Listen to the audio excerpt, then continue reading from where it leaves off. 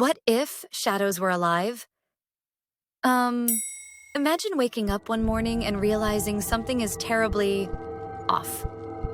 The sun is shining as usual, the wind rustles the leaves outside, but something in your room feels different.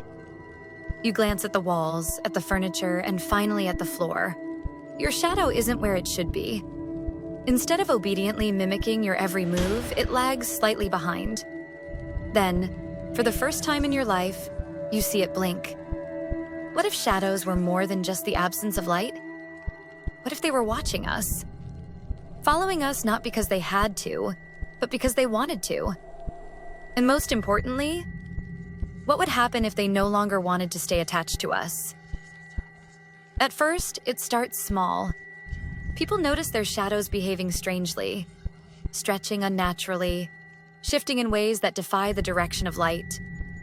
Some shadows grow larger than their owners, twisting and flickering as if whispering secrets in an unknown language. Then, the streets change. Billboards, once dull and static, display eerie messages. They have waited long enough.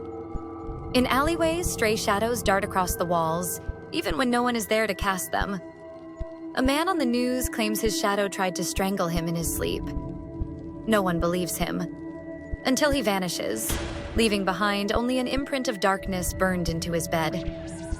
Governments scramble for explanations. Scientists run tests. But how do you experiment on something that has no physical form? Something that can slip through cracks, blend into the night, and watch you even when you don't see it. Society adapts. Special light technology is developed to keep shadows in check. High-powered street lamps flood every dark corner, forcing shadows into rigid, unnatural shapes. But it's not enough. Shadows learn.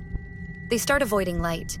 They crawl into reflections, slipping into pools of water, hiding within television screens, waiting behind closed doors. And they grow bold. People report waking up to find their shadows standing at the foot of their beds, staring down at them. Some wake up without a shadow at all. Others don't wake up at all. Governments issue a global curfew. No one steps into darkness after sunset. But how do you avoid something that is literally attached to you? One day, you wake up and notice your shadow is gone. Not faded, not dim, just completely missing. But something still feels like it's there, watching, waiting. And then, that night, it returns. But it's not alone. The truth finally emerges. Shadows are not just mindless reflections.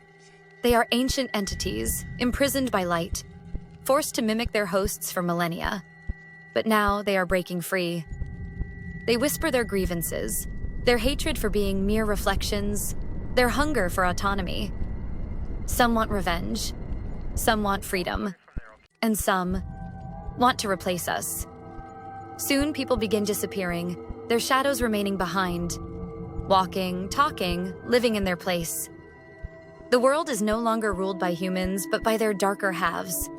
In the end, the question isn't whether we can control our shadows. The question is, were they ever really ours to begin with? The next time you stand in a dimly lit room, glance down at your shadow. Watch it closely. And if it ever moves when you don't, run. What do you think? Could you live in a world where shadows were alive? Let us know in the comments below.